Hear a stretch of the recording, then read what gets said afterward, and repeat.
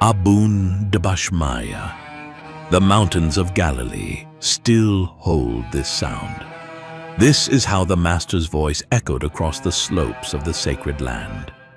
What you have just heard is a faithful reconstruction of the original language, the very one that shaped the most repeated prayer in history. Before Rome translated his teaching, before power softened its tone, each syllable carried a weight few understood. That is because the Aramaic language is extraordinarily rich. To what extent does what we repeat still belong to Jesus? At what point did translations begin to dictate faith? For generations, the world recited a prayer that seemed untouchable. Yet in the original language, a single word changes everything. Shbuk lan hoben. In Aramaic, hoben means debts, real, concrete, material debts, not sins. And yet the phrase was effectively reinterpreted as, "Forgive us our sins."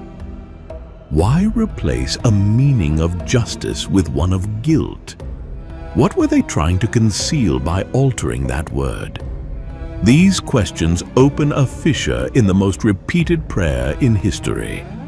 Because the Our Father, you know, may not be what was taught, but what survived after time and power reshaped its meaning.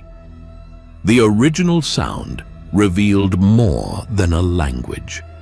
It revealed another way of understanding the divine.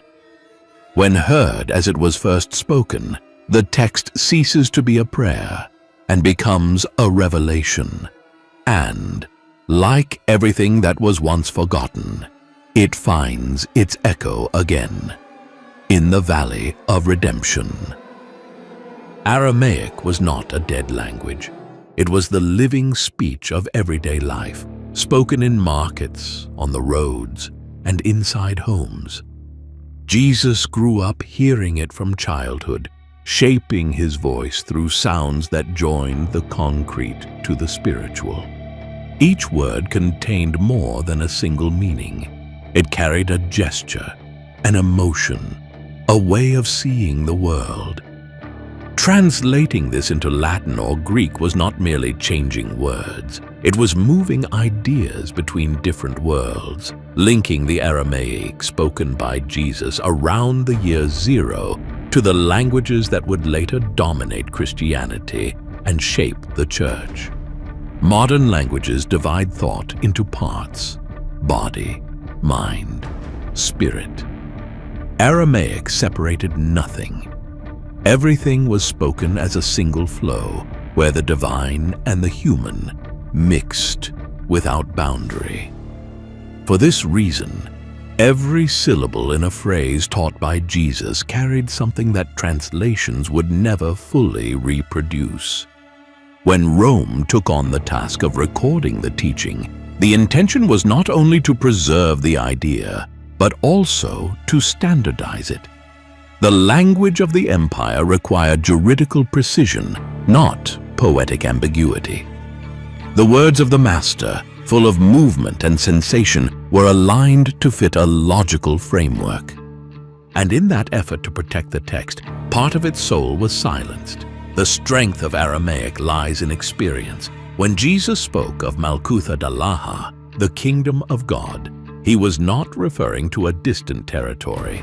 He was speaking of a state of presence. The word Malkutha means at the same time reign, sovereignty, and inner movement. It is something that manifests, not something that is conquered.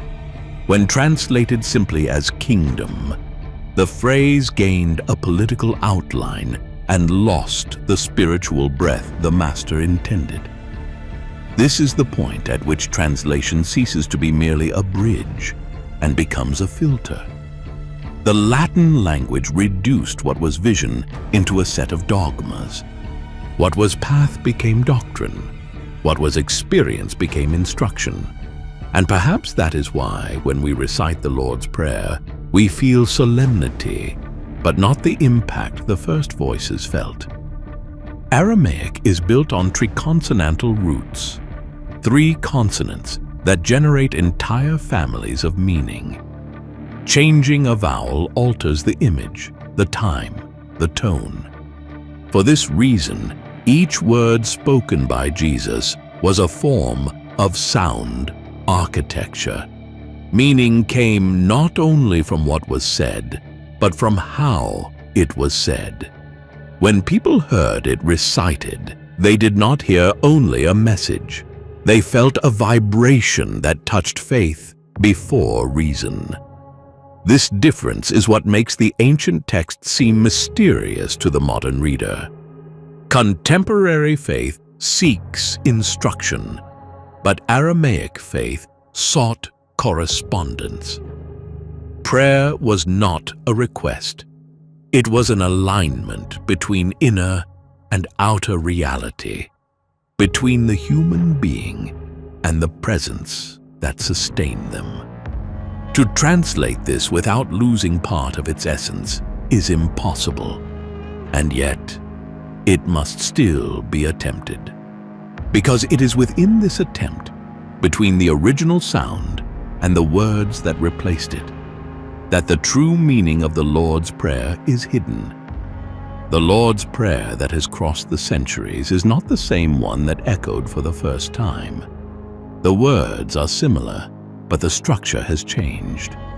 What was once a path became a rite. What was born from direct experience came to be repeated as custom. The first Christian communities had no books. Prayers were passed from mouth to mouth, accompanied by gesture, breath, and rhythm. The voice was the temple. Each repetition was a return to meaning. Only much later did texts appear, and with them, differences. When the Lord's Prayer was written in Greek, it took on a more ordered form. When it was translated into Latin, it absorbed the juridical tone of the empire. The verb became law. Metaphor turned into commandment. Latin sought precision, but Aramaic expressed relationship. Between these two worlds, the prayer lost part of the spontaneity that made it alive. Jesus did not teach formulas. He taught directions. Each line of the Lord's Prayer was a step of awareness, not a list of requests. That is why, in the original language, the prayer sounded like an inner journey. In translating it, the scribes preserved the words, but not the movement they carried. The phrase, "Your kingdom come," is a clear example. In Aramaic, Tete Malkuthak describes a continuous action, the kingdom coming, manifesting now as one speaks. In Greek and Latin, this dimension disappeared. The verb came to indicate the future. The kingdom ceased to be something present and became a promise. The same occurs with "your will be done." In the original text, the term retzonach means direction, purpose, the intention that sustains life. When translated as will, it took on the weight of submission. Jesus did not teach passivity before God. He taught alignment. The divine will was not an external command. It was the natural movement of creation in harmony. Translation turned coherence into obedience. These changes may seem subtle, but they alter the entire logic of the prayer. Aramaic invites participation. Latin imposes distance. One speaks of experience, the other of authority. And that is why, over the centuries, the prayer that was born as an inner guide ended up being used as a code of devotion. In monasteries, schools, and churches, the Lord's Prayer became a symbol of unity. But the more it was repeated, the further it drifted from its original intention. The words became fixed, the meaning dissolved. Practice overcame understanding. Today, most people recite it without pause, without reflecting on what is being said. And perhaps the greatest error lies precisely there. When faith becomes automatic repetition, contact is lost with what was once revelation. What Jesus offered was not a sequence of phrases to memorize. It was a map to reorganize human consciousness. Each line was a mirror, each verb a spiritual action. The prayer was alive because it reflected movement. Reciting the Lord's Prayer in the original language is not an alternative ritual. It is an attempt to restore that movement. To feel again the sound that united the sacred with the everyday. To remember that before it became written word, it was breath. The same breath that still resonates in the voice of those who truly understand it. No word of the Lord's Prayer is there by chance. Its sequence was built as a journey. Each line prepares the next. The meaning does not lie in an isolated phrase, but in the path they all form together. Jesus did not speak to scholars. He spoke to ordinary people, and precisely for that reason, his language was direct, yet dense with depth. He structured the prayer like a ladder that begins with recognition and ends with liberation. Everything begins with Our Father. In Aramaic, Abun is not a solemn title. It is a word of relationship. It means source, origin, a presence that gives identity. It does not indicate authority, but bond. When Jesus begins this way, he dissolves fear and brings the divine closer to the human. The first line is not a distant invocation. It is a recognition of belonging. Then comes, Who art in heaven. In Aramaic, Dabashmaya speaks of heavens in the plural. It refers to multiple dimensions of reality, the visible and the invisible, the physical and the inner. It does not point to a distant place, but to a presence that permeates everything. This idea completely changes the traditional image of God, observing from above. In Aramaic, God is not outside. He is within and around. This perception is the first step of transformation. The human being stops seeking the sacred elsewhere and begins to recognize it within existence itself. Next comes Hallowed be thy name. In Semitic thought, a name represents essence. It is not a word. It is a presence. To sanctify the name does not mean to make it sacred, but to allow its essence to manifest.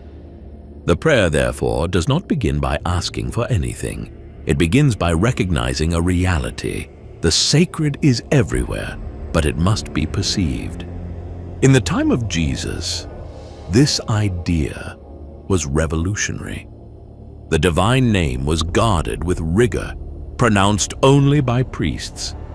By teaching that the name could be lived and not merely repeated, Jesus shifted power from the temple to consciousness. The fourth line is the turning point. Thy kingdom come.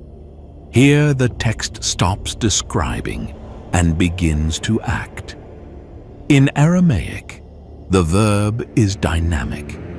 The kingdom is coming, manifesting now as the words are spoken. It is not a future promise. It is a present transformation. The kingdom is not a place, but a state of alignment between the human and the divine.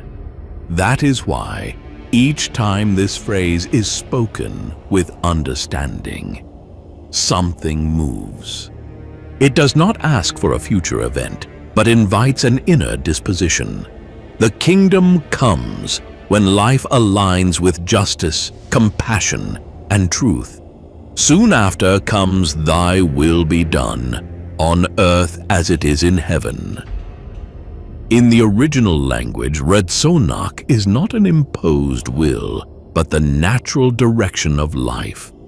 Jesus describes the balance between the invisible and the visible, the same flow that keeps heaven and earth in harmony. This line does not speak of submission, it speaks of coherence. When this coherence is understood, inner chaos begins to reorganize. The words reveal that divine intention is fulfilled not by force, but by correspondence. Heavenly harmony is not a reward. It is a reflection of human balance.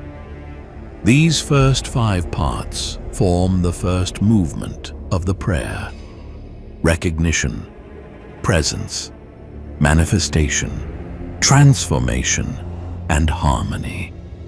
It is the moment when the human being aligns with the divine. Only then do the petitions appear, not as material requests, but as reflections of this inner alignment. Later translations broke this progression. The Lord's Prayer came to be read as a sequence of themes: Father, kingdom, bread, forgiveness, temptation, without the perception that all of them are stages of a single process. In the original text, there is rhythm and growth. Each verse is a bridge, each pause an invitation to awareness. Aramaic does not separate sound from meaning. The rhythm of speech also communicates what the word signifies. For this reason, when the Lord's Prayer is recited in haste, it loses part of its force. Short pauses, intervals, breathing, all of this was part of the teaching. The silence between phrases was the space where the listener could understand. Jesus did not teach speeches, he taught breathing. And perhaps that is why his prayer has survived for so long, because it adapts to the human breath. Each line fits within a single breath. That is how what is eternal is preserved, not on paper, but in the rhythm of the body. When the teaching is understood this way, the prayer ceases to be repetition and becomes a path that begins with recognition and ends with liberation. The Lord's Prayer was not created to be memorized, but to be walked. And those who walk this path realize that within the simple words of an ancient language, there is a complete map of reconciliation. The structure reveals that Jesus did not teach only what to say, but how to live. Each word was a step, each pause a movement. And those who climbed this path understood that the prayer was not a way of speaking to God, but a way of aligning oneself with Him. After inner alignment, the Lord's Prayer descends into human experience. The following lines touch the concrete reality of life: nourishment, relationships, and the wounds accumulated over time. The prayer that began by looking upward now bends towards the earth, towards what sustains the body and what frees the spirit. Our daily bread give us today. In Aramaic, this phrase is Havlan lakma desun kanan yauman. The word lakma means bread, but in the original language it carries a breadth that Portuguese and even English can hardly contain.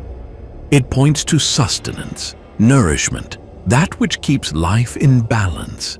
It does not refer only to physical bread, but to everything that feeds existence: body, mind, and heart. The verb used by Jesus is in the continuous present, suggesting something renewed at every moment, a constant giving, not an emergency request. The meaning, therefore, is not supplication, but trust. Jesus did not teach people to ask for bread because they were hungry. He taught them to trust that life provides what is necessary when fear of tomorrow is silenced. At this point, the prayer speaks of a spiritual rhythm, living with what is sufficient, without accumulation, and without anxiety. It is the opposite of desperation. It is the reminder that what is essential arrives at the right time. Translation into other languages softened this nuance. The verb was shifted into a more fixed tense. The image became static, and the phrase that once expressed movement began to sound like a formula. But in Aramaic, it vibrates with the same breath as the one who speaks it. It is a living declaration. Keep giving us today the sustenance of now, not a cold request for future provision. For those who listened to Jesus, bread was a symbol of survival, but also of sharing. It gathered people around the same table and reminded them that life is sustained when it is divided. By teaching this line, the Master was not speaking only of faith. He was speaking of community. He taught that nourishment is a gift, not a possession. Bread that is shared is the same bread that multiplies.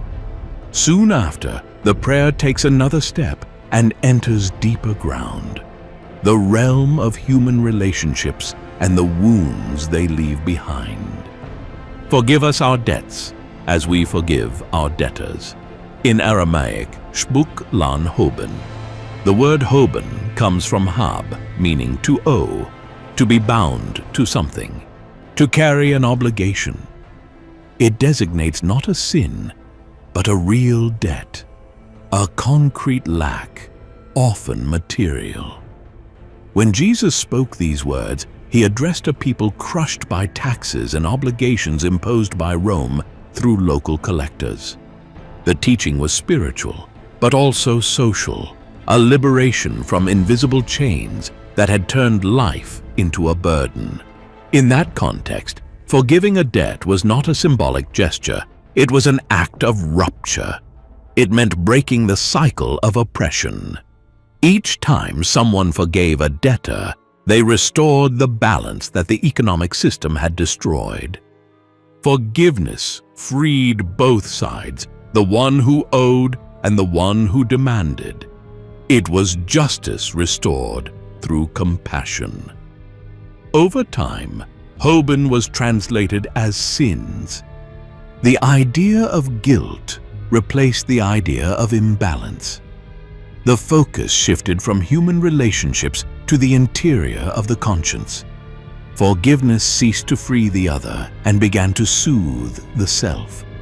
This change moved Jesus' message from the realm of shared life to the realm of personal penitence. What had been an invitation to rebuild society became an individual experience of guilt. Yet, in the original language, the meaning remains clear. Forgiveness is an act of restoration. It returns movement to life where resentment has caused stagnation. Imbalance arises when something is withheld: bread, debt, resentment. Whatever is retained becomes weight. Whatever is released begins to flow again. That is why these two lines appear side by side. One speaks of what sustains, the other of what liberates. One teaches trust, the other teaches release. For Jesus, bread and debt are two faces of the same law: reciprocity, receiving and releasing, trusting and forgiving. This is how life is sustained. Whoever accumulates, whether goods or resentment, breaks the cycle. That is why bread is daily and not stored, and forgiveness is daily as well. Both belong to the present, never to the past or the future. At the heart of the Lord's Prayer, the message is simple and absolute. Faith is not measured by how much one believes, but by how much one releases.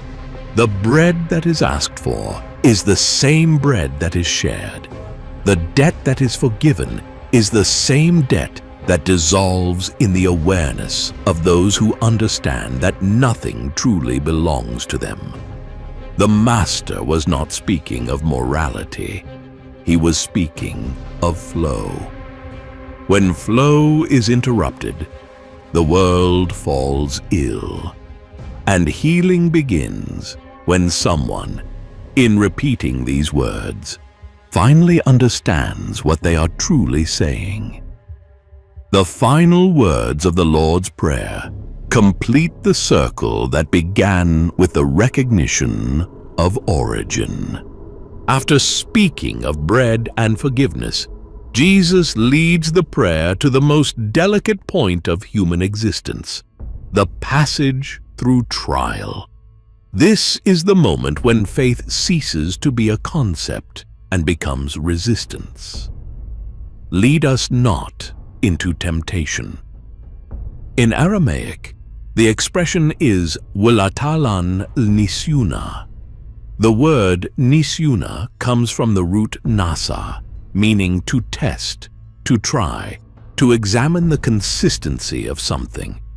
It is the same root used in the Old Testament to describe the process through which a person is refined. There is no moral connotation here, but the sense of confrontation and maturation. Jesus was not asking to escape difficulties, but not to be overcome by them. Later translation altered the tone of the phrase. In Latin, etna nos induca in tentationem sounds as though God leads humanity into trial. This inversion produced centuries of fear. In the original language, the request is the opposite. Do not allow us to be defeated by the test. The verb talan carries the idea of remaining, as in a plea not to become trapped in the same error, not to sink into an inner darkness. It is the request of someone who understands that evil is not outside, but within repetitive patterns that draw consciousness away from balance. The context in which Jesus taught these words helps reveal their depth. Life under Roman rule was a constant sequence of trials. Every decision had a cost. Every hope demanded courage. Do not let us fall into temptation meant for that people not giving up, not yielding to despair, not losing faith amid injustice. It was a phrase of spiritual survival. This part of the prayer shows that trial is inevitable, but abandonment is not. A person is tested in order to remember what sustains them. When faith is reduced to belief alone, it shatters at the first difficulty. But when it is presence, it endures even in silence. This is the kind of faith Jesus taught. Not one that begs for safety, but one that resists because it knows it does not walk alone. Then comes, "But deliver us from evil." In Aramaic, Ella pasan min bisha. The word bisha does not describe a single malignant entity, but everything that produces imbalance, confusion, and separation. It is the force that fragments the soul and breaks harmony between being and life. When Jesus asks for deliverance from evil, He is not speaking of an external enemy, but of an inner state of disorder. The request is that the mind remain lucid even when the world around it loses meaning. In its original language, the verb pasan carries the idea of complete liberation. It is not about escape, but about being untied. Evil is understood as that which binds, which creates cycles of fear and reaction. The request is for these bonds to be cut before they become destiny. Deliver us from evil is the cry of those who understand that the true danger lies in forgetting presence. These two lines close the prayer with symbolic precision. The Our Father began at the origin, passed through sustenance and forgiveness, and now arrives at consciousness. The one who aligns with the divine does not cease to face trial, but crosses darkness with the certainty of not being alone. Temptation and evil cease to be external enemies and reveal themselves as part of the same process of return to clarity. Over the centuries, these final lines have been repeated millions of times, yet rarely understood in their fullness. When Jesus spoke them, he was not ending a prayer. He was completing a teaching. He showed that true spirituality is not found in asking for deliverance, but in cultivating presence. Presence is what sustains when the ground gives way. It is the silent remembrance that the divine does not abandon the human, even in the darkest moment. Aramaic expresses this in a living way. Its words are not concepts, they are movements. When spoken, the breath changes, the body adjusts. It is a language that teaches not only what to say, but how to be. The Lord's Prayer, in its complete structure, describes a journey from origin to redemption. First, the human being recognizes the bond with the Creator, then aligns with the balance of heaven and earth, learns to trust the present, releases what binds them, and finally crosses trial with awakened awareness. It is a spiritual map that begins with the call and ends in presence. When the prayer is spoken with understanding, "Deliver us from evil," is not a cry of fear. It is an affirmation that light exists even within shadow. Evil is not an absolute power. It is the absence of remembrance. And remembrance is precisely what the Lord's Prayer restores. The memory of who we are, where we come from, and what sustains us. To hear these words in Aramaic is to feel a return, as though time folds in on itself and the sound of ancient mountains echoes once more. It is as if for a moment the heart recognizes a language it never learned, yet always knew. The Lord's Prayer does not promise to free humanity from suffering, but it reveals that there is a meaning that runs through every pain. What began as a request is revealed as a path. What seemed to be a prayer ends as a reunion. The presence Jesus taught does not depend on temple or ritual. It manifests wherever someone repeats his words with awareness. It is the moment when the human touches the eternal, and the eternal responds without a voice. This is the Master's legacy. Not a text to memorize, but a way to live. And when this way is followed, even in silence, it always leads to the same destination, the place where fear dissolves and faith becomes rest. Because everything that begins at the origin ends in presence. And it is within this presence that the sound of Aramaic still echoes, crossing centuries, languages, and borders. to remind us that the divine has never been absent.